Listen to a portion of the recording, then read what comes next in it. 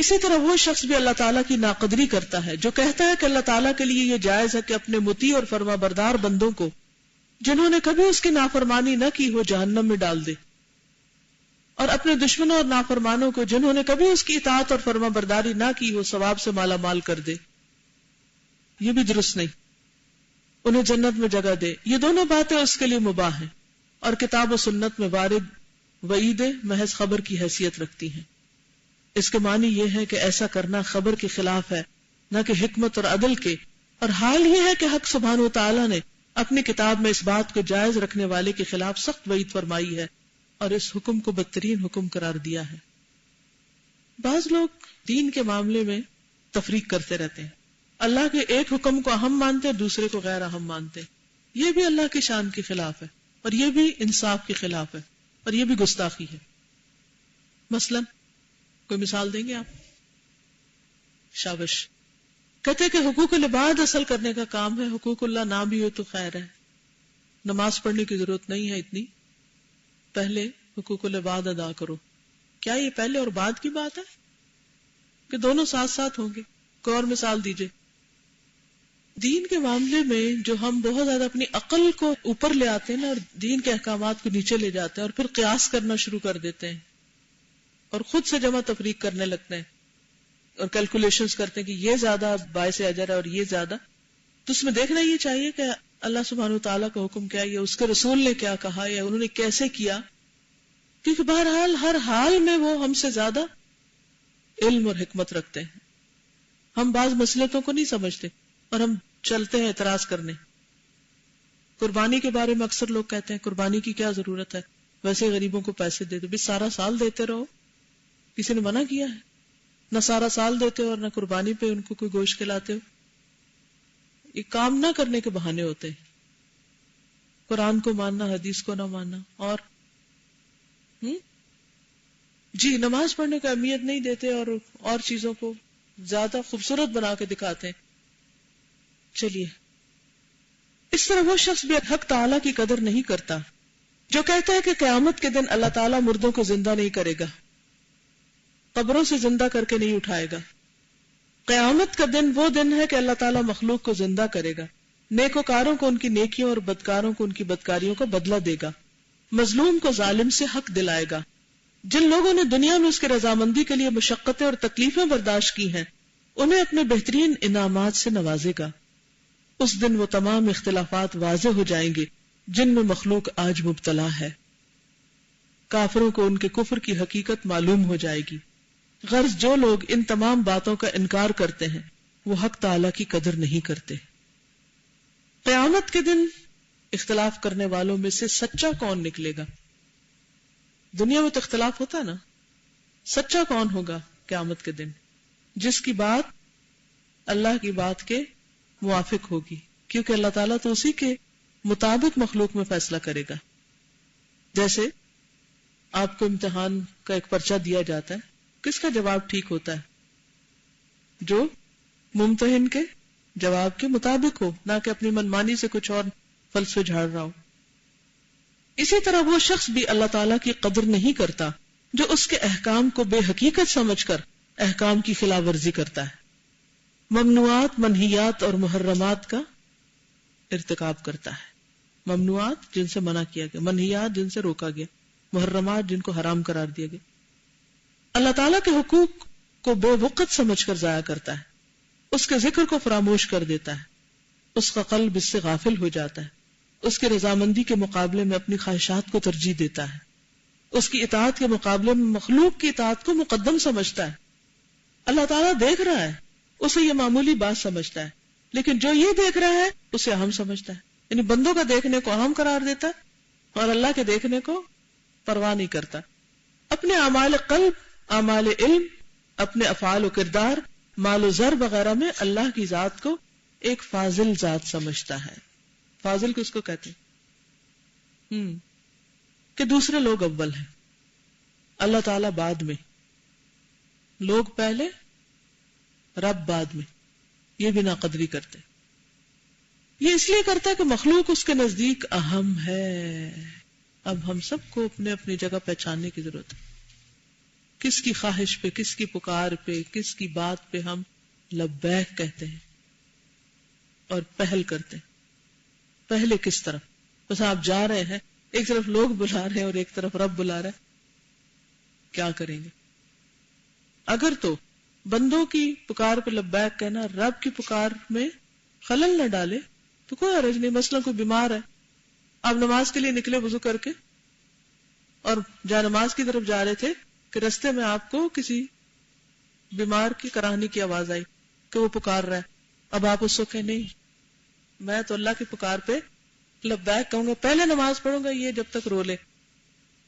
نہیں، اس وقت اگر آپ 1 منٹ اس کی بات سن کے، اس کو پانی چاہیے، دوا چاہیے، تھوڑی سی تسلی چاہیے، وہ دے کے اور پھر نماز پڑھنے سے کوئی حرج نہیں. اس میں عملی طور پر آپ نے اللہ پر کسی بندے کو ترجیح نہیں دی. لیکن اگر کوئی یہ کہے کہ آج چھوڑو نماز، آج تم اس سے بیٹھ کے باتیں کرو، تو آپ کہیں چلو کوئی بات نہیں، بندوں کا بھی دل خوش کرنا چاہیے، نماز تو روز ہی پڑھتے ہیں، اور پھر اس فرض کو چھوڑ دے تو یہ غلط ہوگا، خواہ وہ اپنی خواہش کو ترجیح دینا یا کسی اور کی خواہش کو. حالانکہ یہ اور اس کی تمام چیزیں اللہ تعالیٰ کے قبضے قدرت میں ہیں اور اس کی قسمت اسی کے ہاتھ میں ہے. اپنے برے کاموں کو مخلوق سے چھپاتا ہے لیکن اللہ تعالیٰ سے چھپانے کی کوشش نہیں کرتا. لوگوں سے ڈرتا ہے، اللہ تعالیٰ سے نہیں ڈرتا. مخلوق کے ساتھ حسن معاملہ کرنے کی کوشش کرتا ہے، اس بارے میں اپنی استطاعت اور قدرت سے زیادہ جد و جہد کرتا ہے کہ بندے راضی رہیں، لیکن اللہ تعالیٰ سے ایسا نہیں کرتا، بلکہ اس کے ساتھ نہایت معمولی اور ادنا اور حقیر معاملہ کرتا ہے. استغفر اللہ. اپنے کسی دوست اور عزیز کی پوری توجہ اور تندہی سے خدمت کرتا ہے، دل، اعضاء، ہاتھ، پاؤں تمام اس کی طرف متوجہ ہو جاتے ہیں، تاکہ بسا اوقات اپنی ذاتی مصلحتوں کو بھی اس کے لیے قربان کر دیتا ہے. البتہ جب اللہ تعالیٰ کا نام آتا ہے، اور یہ بھی اس وقت جب کہ مقدر اس کا ساتھ دے، تو وہ اس طرح وہ انجام دیتا ہے کہ اس کے اس عمل سے مخلوق کا ادنا آدمی بھی راضی نہیں ہو سکتا.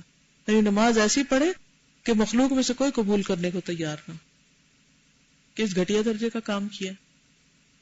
دیکھیں دنیا کے معاملات میں لوگ دنیا کا کوئی کام کرنا ہو تو ان کا عام طور پر موٹو کیا ہوتا ہے کہ مجھے ایکسیلنس کے لیول پہ کام کرنا ہے، مجھے پرفیکشن کے لیول پہ کام کرنا ہے. حالانکہ پرفیکشن صرف ایک ذات میں ہے، کوئی انسان نہ پرفیکٹ ہے نہ اس کا کام پرفیکٹ ہے، لیکن اس کے باوجود بھی انسان پرفیکشن کی تلاش میں رہتے ہیں اور اس کے دعوے بھی کرتے ہیں. اس کے برعکس وہی لوگ جب دین کا کام کرتے ہیں ساری پرفیکشن بھول جاتے ہیں اور سب احسان بھول جاتے ہیں اور سب کوالٹی بھول جاتے ہیں. اور اس کا آپ اندازہ کر سکتے ہیں، مثلاً آپ کسی سڑک پہ جا رہے ہوں، آپ دیکھیں گے کہ بڑے بڑے اشتہار لگے ہوئے ہوں گے کسی بھی پروڈکٹ کے سیل کرنے کے، بڑے خوبصورت، ساری کریٹیوٹی اس میں نظر آ رہی ہے، ہر طرح کا ٹیلنٹ وہاں پر جمع ہو گیا ہے. اس کے برعکس دین کی بات کا کوئی میسج دینا ہو، کس بھونڈے طریقے سے دیواروں پہ لکھا ہوا ملے گا، پوسٹرز پر، بینرز پر، مختلف چیزوں پر، کوئی کوالٹی نہیں. جب دین کی بات آتی ہے تو کیا بہانہ کرتے ہیں؟ سادگی ہونی چاہیے. اور جب دنیا کی بات آتی ہے تو پرفیکشن ہونی چاہیے. کیا اللہ کا کام، اللہ کی بات اس لائق نہیں کہ اسے سب سے زیادہ بہترین طریقے سے پریزنٹ کیا جائے؟ اللہ نزل احسن الحدیث، اللہ نے سب سے بہترین بات اتاری ہے، یہ کلام.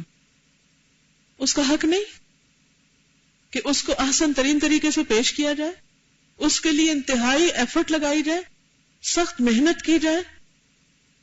مثلا آپ لوگوں نے مختلف ڈگریاں کی ہوں گی، یہاں کوئی بھی ایسا نہیں بیٹھا جو کسی اسکول، کالج یا یونیورسٹی سے پڑھ کر نہ آیا ہو. پڑھے لکھے لوگ ہیں آپ، اور سب جانتے ہیں کہ دنیا کے لیے پڑھتے وقت آپ نے کیسی کیسی راتیں جاگی اور کیسی کیسی محنت کی اور کتنی فکر کی اور کیسا روئے دھوئے. لیکن جب دین کی بات آئی، جب قرآن پڑھنے کا سال آیا، تو اس میں طرز عمل کیا تھا، اس کے لیے کتنا تھکے اور اس کے لیے کتنا فکر کی اور کتنا روئے. تو ہمارا طرز عمل کیا بتا رہا ہے کہ دنیا کے امتحان کی تو، یا دنیا میں کامیابی، یا دنیا کے اندر نام پیدا کرنے کے لیے تو ہم اللہ کی دی ہوئی ساری قوتوں کو 100% یا اس سے بھی زیادہ ہو تو لگانے کو تیار. لیکن وہی جب دنیا سے تھک کے آتے ہیں تو 2 ٹھونگے مار کے نماز پڑھ کے ختم کر دیتے ہیں. کیا کر رہے ہیں؟ کوئی گانا گانا ہو کسی نے کتنی دفعہ دہرائے گا؟ کبھی آپ نے کسی کو پریکٹس کرتے ہوئے سنا دیکھا ہے کسی کا تجربہ؟ کسی کا بھی نہیں. اپنا میرا یہ ایکسپیرینس ہے کہ مجھے بچپن میں گانے بہت اچھے لگتے تھے، اور جو میں سنتی تھی تو میں اس کو اس طرح گانے کی کوشش کرتی تھی، اور جب تک 100% مجھے تسلی نہیں ہو جاتی تھی کہ یہ ایگزیکٹلی ویسا ہی ٹیون ہے، تب تک میں اپنی ایفرٹ چھوڑتی نہیں تھی اس کے اوپر. اور جب میں نے قرآن پڑھنا شروع کیا، اور جب میں نے فرسٹ ٹائم الہدا میں جب میں نے ریسیٹیشن سنی قرآن کی، اور میں اتنا زیادہ اس کا میرے پہ امپیکٹ ہوا تھا، وہ اسی وجہ سے ہوا تھا کہ یہ تو میں نے کبھی سوچا ہی نہیں تھا کہ یہ جو مجھے شوق اللہ نے دیا یہ تو اس چیز کے لیے دیا تھا، اور میں کتنا بھٹکتی رہی کس چیز میں. لیکن یہ جو بات یہاں پہ ہو رہی ہے نا، اس میں میرے ذہن میں یہی رسپانس آ رہا تھا کہ جو یہ اتنی زیادہ ایفرٹ کی جاتی ہے نا کسی بھی چیز میں پرفیکشن کی دنیاوی طور پر، اس میں موٹیو کیا ہوتا ہے؟ موٹیو کوئی اچھا بننا تو نہیں نہ ہوتا، اچھا نظر آنا ہوتا ہے. جیسے اب عورتیں جب گھر سے باہر نکلتی ہیں تو کیسے ڈریس اپ ہو کے نکلتی ہیں؟ وہ اچھا نظر آنا چاہتی ہیں. اور گھر والوں کے لیے تو وہ ان کے ذہن میں ہوتا ہے نا کہ ہمیں ان سے بڑی محبت ہے، ان کو ہم سے بڑی محبت ہے، اور ہم ان کے لیے ہر حال میں ایکسیپٹیبل ہے، وہ مائیاں بنی ہوئی گھر میں. سنڈے کو برے ترین حلیے میں ہسبینڈ کی چھٹی کا دن ہے، اس دن کیا حلیہ ہوتا ہے؟ ورکنگ ڈیز پہ کیا ہوتا ہے؟ وہی جو ورکنگ ویمن بھی جو اتنی تیار ہو کے نکلتی. اسی طرح مجھے لگتا ہے کہ ہم اللہ کو بھی نا، نعوذ باللہ اللہ میں معاف کرے، ہم ایسے کیجولی لیتے کہ وہ اس کے لیے ہم ہر حال میں ایکسیپٹیبل ہے، وہ ہمیں اندر تک جانتا ہے، اور ہمیں کیا ضرورت اس کو اتنا امپریس کرنے کی. حالانکہ کسی سے بھی اصل محبت ہمارا موٹیو نہیں ہوتا کوئی کام کرنے کا، صرف امپریس کرنا ہوتا ہے. چونکہ اللہ کو ہم نے امپریس نہیں کرنا، اس لیے کیا ضرورت ہے؟ باہر اتنی پولائٹلی بات کرتے ہیں ہسبینڈز جو ہیں، گھر آ کے پھر بیوی کے ساتھ کیسے بات کرتے ہیں؟ یہ تو نہیں کہ انہیں محبت نہیں ہوتی، لیکن ہمارے ہاں اس بات کو سمجھا اور سمجھایا ہی نہیں گیا کہ محبت کا مطلب یہ نہیں ہوتا کہ آپ برے ترین ایکسپوئر اپنے دیں کیونکہ اس نے اس کو ویسے ایکسپٹ جو کر لینا ہے. تو ہم اللہ سے بھی یہ گمان ہے ہمارا. بالکل. اور ہم سب اپنی جگہ پر سوچیں. کہتے ہیں گانا اور رونا سب کو آتا ہے، اور ہر شخص گانے میں پوری نقالی کرنے کی کوشش کرتا ہے.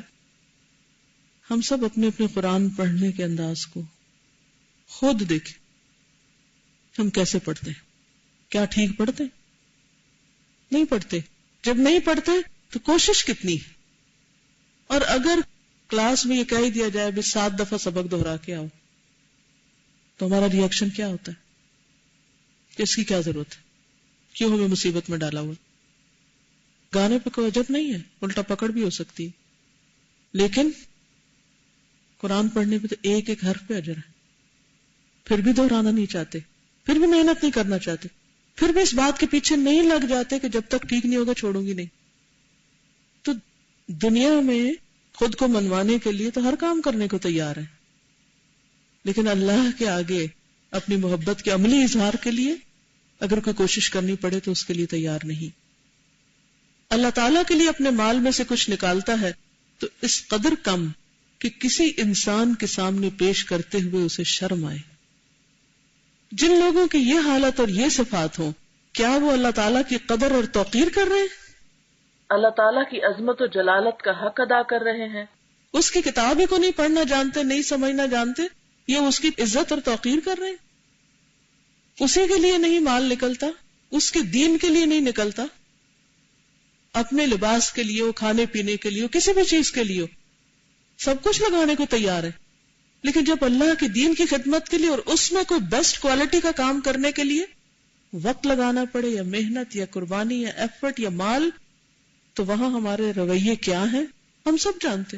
ہم اپنی مسجدوں کا حال دیکھ لیں، ہم اپنے مدرسوں کا دیکھ لیں، ہم اپنے تعلیم کی کوالٹی کا دیکھ لیں، یعنی quality education, religious quality education جو ہے ان ریلیجن، اس کو آپ دیکھیے کیا حال ہے.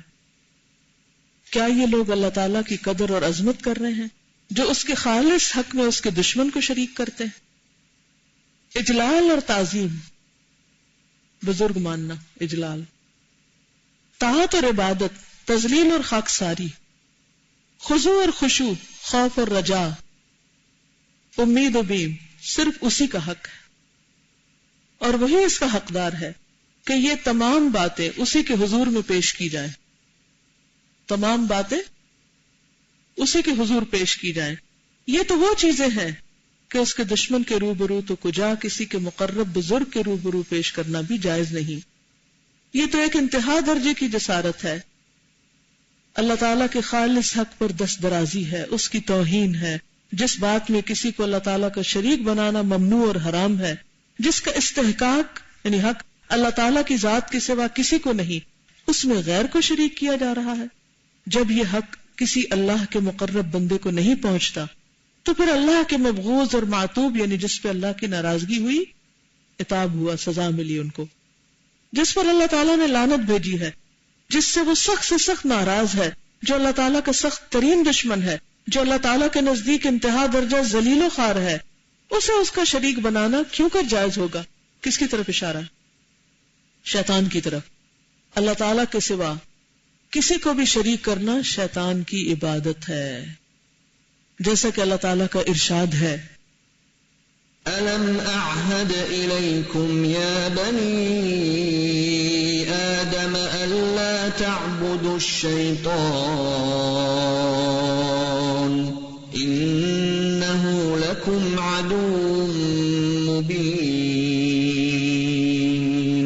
وَأَنِ اعْبُدُونِي هَذَا صِرَاطٌ مُسْتَقِيمٌ۔ اے اولاد آدم، کیا میں نے تم سے وعدہ نہیں لیا تھا کہ شیطان کی پرستش نہ کرنا، کیونکہ وہ تمہارا صریح دشمن ہے، اور میری ہی عبادت کرنا یہی سیدھا راستہ ہے۔ مشرک لوگ اپنے خیال اور اپنی دانست میں فرشتوں کی عبادت اور پرستش کرتے تھے، لیکن اللہ تعالیٰ نے اسے شیطان کی عبادت اور پرستش قرار دیا ہے۔ ماں کرے گا اور فرشتوں سے فرمائے گا، کیا یہی لوگ تمہاری پرستش کیا کرتے تھے؟ فرشتے کہیں گے، تو پاک ہے، تو ہمارا کارساز ہے، یہ تو جنات کی پرستش کرتے تھے، ان میں سے اکثر انہی پر ایمان رکھتے تھے۔ حقیقت یہ ہے کہ فرشتوں کی عبادت اور پرستش شیطان ہی کی عبادت و پرستش ہے۔ شیطان اس طریقے سے لوگوں کو اپنی طرف بلاتا ہے، گویا لوگ یہی سمجھتے ہیں کہ فرشتوں کی عبادت اور پرستش کر رہے ہیں۔ یہی حال آفتاب و ماہتاب اور ستاروں کی پرستش کرنے والوں کا ہے۔ یہ لوگ اپنے ذوم میں ان چیزوں کی روحانیت کی پرستش کرتے ہیں اور سمجھتے ہیں کہ یہی چیزیں ان سے خطاب کرتی ہیں اور ان کی حمایت کرتی ہیں، لیکن در حقیقت یہ شیطان ہی کی عبادت اور پرستش ہے، کیونکہ اسی کے لگانے سے اس راہ میں چلے ہیں۔ یہی وجہ ہے کہ طلوع آفتاب اور غروب آفتاب کے وقت شیطان سورج کے قریب جا بیٹھتا ہے۔ کفار و مشرکین آفتاب کو سجدہ کرتے ہیں تو حقیقتاً وہ شیطان کو سجدہ کرتے ہیں۔ مسیح اور مسیح کی والدہ کی عبادت اور پرستش کرنے والے بھی در حقیقت شیطان ہی کی عبادت اور پرستش کرتے ہیں۔ یہ لوگ سمجھتے ہیں کہ مسیح اور مسیح کی والدہ کی عبادت کا حکم اللہ تعالیٰ نے دیا ہے اور اللہ تعالیٰ اس عبادت سے راضی ہے، لیکن حقیقت یہ ہے کہ یہ لوگ نہ اللہ تعالیٰ کی عبادت کرتے ہیں نہ اللہ تعالیٰ کے رسول کی، بلکہ شیطان لعین کی عبادت کرتے ہیں۔ اللہ تعالیٰ کا یہ ارشاد اس کی توضیح کرتا ہے، یعنی وضاحت کرتا ہے، أَلَمْ أَعْهَدْ إِلَيْكُمْ يَا بَنِي آدَمَ أَلَّا تَعْبُدُوا الشَّيْطَانَ إِنَّهُ لَكُمْ عَدُوٌّ مُبِينٌ وَأَنِ اعْبُدُونِي هَذَا صِرَاطٌ مُسْتَقِيمٌ۔ اے اولاد آدم، کیا میں نے تم سے وعدہ نہیں لیا تھا کہ شیطان کی پرستش نہ کرنا، کیونکہ وہ تمہارا صریح دشمن ہے، اور میری ہی عبادت کرنا یہی سیدھی راہ ہے۔ حقیقت امر یہ ہے کہ اللہ کے سوا کسی کی بھی عبادت کی جائے، جہاں بھی کی جائے، جس شکل میں بھی کی جائے، شیطان ہی کی عبادت ہے۔ عبادت کرنے والا ان چیزوں کو اپنا معبود سمجھتا ہے اور اپنی اغراض اور احتیاجات میں یعنی ضرورتوں میں بطور معبود ان چیزوں کو استعمال کرتا ہے، ان سے استفادے کی کوشش کرتا ہے، اور معبود عبادت کرنے والے سے اپنی تعظیم کراتا ہے۔ ٹھیک ہے؟ اللہ تعالیٰ کا شریک بنتا اور عبادت کرنے والوں سے مستفید ہونے کی کوشش کرتا ہے. یہی وہ چیز ہے جو شیطان کا اصل مقصد اور اس کی انتہائی غایت و غرض ہے. یعنی شیطان یہی تو چاہتا ہے کہ انسان کو جس مقصد کے لیے پیدا کیا گیا وہ نہ کر پائے تاکہ ذلیل و رسوا ہو. اس کا عین مقصد یہی ہے کہ عابد اپنے معبود سے استفادہ کرے، یعنی جو جعلی معبود بنائے، اور معبود اپنے عبادت کرنے والوں سے. استمتع بعضنا ببعض. قرآن حکیم اس امر کی توضیح اس طرح کرتا ہے. وَيَوْمَ يَحْشُرُهُمْ جَمِيعًا يَا مَعْشَرَ الْجِنِّ قَدِ اسْتَكْثَرْتُم مِّنَ الْإِنسِ. جس روز کہ اللہ ان سب کو جمع کرے گا، فرمائے گا اے گروہ جنات، تم نے آدمیوں میں سے بڑا حصہ لیا ہے، یعنی تم نے انسانوں کو ورغلا کر اپنی جماعت بڑھا لی. چنانچہ قیامت اور آدمیوں میں سے جو ان کے دوست تھے وہ کہیں گے پروردگار، ہم نے ایک دوسرے سے فائدہ اٹھایا اور ہم اس میعاد تک پہنچ گئے، یعنی قیامت کے دن جو تو نے ہمارے لیے مقرر کی تھی. اللہ فرمائے گا دوزخ تمہارا ٹھکانہ ہے، ہمیشہ اس میں رہو گے، مگر ہاں جو اللہ چاہے. تمہارا رب یقیناً حکمت والا اور دانا ہے. یہ اس حقیقت اور راز کی طرف ایک لطیف اشارہ ہے جس کی وجہ سے اللہ تعالیٰ نے شرک کو اکبر الکبائر گردانا ہے، جو بغیر توبہ اور استغفار کے معاف نہیں ہو سکتا، اور جس کی وجہ سے خلود فی النار، خلود ہمیشہ رہنا، اور دائمی جہنم واجب کر دی گئی ہے. شرک کی قباحت محض اس لیے نہیں کہ شریعت میں اس کی نہی اور ممانعت وارد ہے، بلکہ اس کی اصل وجہ یہی حقیقت اور یہی راز ہے. یہ کیوں کر ممکن ہے کہ حق تعالیٰ اپنے بندوں کو غیروں کی عبادت اور غیروں کی پرستش کی اجازت دے، بندے وہ اللہ کے ہوں اور پرستش کسی اور کی کرے؟ یہ بھی ممکن نہیں کہ اپنی صفات کمالیہ اور شان جلالت کے خلاف اور متناقض امور کو اپنے حق میں جائز قرار دے، یعنی جو اس کی صفات کے خلاف ہوں. بھلا اس کا خیال کیوں کر ہو سکتا ہے کہ جو ذات اپنی ربوبیت میں منفرد اور یکتا ہے، یونیک ہے، اپنی الوہیت اور الہیت میں منفرد اور یکتا ہے، اکیلا ہے، اپنی عظمت و جلالت میں منفرد و یکتا ہے، وہ کسی دوسرے کو اپنا شریک گرداننے کی اجازت دے یا اس چیز سے وہ راضی ہو؟ یہ نہیں ہو سکتا، کیونکہ یہ عقل، فطرت، شریعت ہر چیز کے خلاف. اسی لیے جہاں شرک کا ذکر آتا ہے نا قرآن مجید میں، تو وہاں یہ بات آتی ہے ما انزل اللہ بہا من سلطان، کہ اللہ نے اس کی کہیں دلیل اتاری نہیں، ٹوٹلی الا بقل. جزاکم اللہ خیر. جی السلام علیکم ورحمۃ اللہ وبرکاتہ. مجھے آج کلاس میں جو بہت زیادہ پرومیننٹ جو چیز لگی نا وہ عقل کا استعمال ہے. کہ مجھے لگتا ہے کہ ایک تو وہ ہے جو پازیٹیو ہے اور جس کو ہم کام استعمال کرتے ہیں دین کے معاملے میں. یہ پازیٹیو استعمال ہمارا دنیاوی معاملات میں ہر جگہ یوز ہو رہا ہے. ہمیں پتہ ہوتا ہے کہ یہ پھل کھا سکتے ہیں، اس پہ یہ داغ ہے تو باقی بھی شاید خراب ہوگا، یہ چیز ٹھیک ہے، یہ نہیں ٹھیک ہے، کون سی چیز کہاں سے کیسے ملتی ہے، سب اس میں عقل ہے. وہی عقل مند بندہ جب دین کی کسی چیز پر کرنا چاہتا ہے تو بالکل بچوں کی طرح نادان ہو جاتا ہے. یہ کانسیپٹ پہ ڈال دیا گیا نا کہ بس جتنا اللہ کو منظور ہوگا کر لیں گے. حج پہ جا رہے ہیں، جتنا اللہ کو جیسے منظور ہوگا کر لیں گے. شاپنگ کے لیے جا رہے ہیں اس وقت نہیں کہتے، بالکل اس وقت وہ اللہ نہیں ہوتا ساتھ کہ وہ جیسے منظور ہوگا جس دکان پہ لے جائے گا لے لیں گے، جس پرنٹ کا مرضی وہ دکاندار نے پکڑا لے لیں گے. اس وقت تو ہم پوری معلومات کے ساتھ جاتے ہیں. تو یہ عقل کا استعمال ہے نا، وہی شخص سیم وہی شخص. اور دوسری چیز ہے ضد، تعصب، اور جس کی وجہ سے کوئی اپنا شرک نہیں چھوڑتا، وہ ضد اور تعصب کی طرف. کیونکہ جب ضد آ جاتی ہے تو بھی عقل ہی کام کری ہوتی، لیکن عقل پھر ایک نیگیٹو وے میں، کیونکہ شیطان اس کو پھر کنٹرول کر رہا ہے، وہ ہم اپنا مسئلہ بنا دیتے. بالکل وہ انا کا مسئلہ بن گیا. پھر اس میں تعویلیں اور حجتیں وہ بھی حالانکہ عقل کی بیس پر ہی ہیں، لیکن پھر وہ حکمت کے خلاف ہوتی ہیں اور اس میں کوئی دلیل ایسا ہوتی نہیں ہے. تو بیسیکلی عقل ہی اللہ نے ہمیں دی ہے دین پہچاننے کے لیے بھی، اور اسی کو ہم اپنے فور بھی یوز کر سکتے اور اگینسٹ بھی. جزاک اللہ.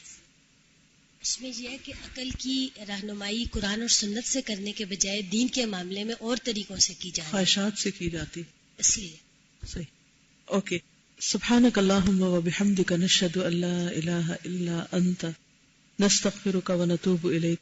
السلام علیکم ورحمۃ اللہ وبرکاتہ.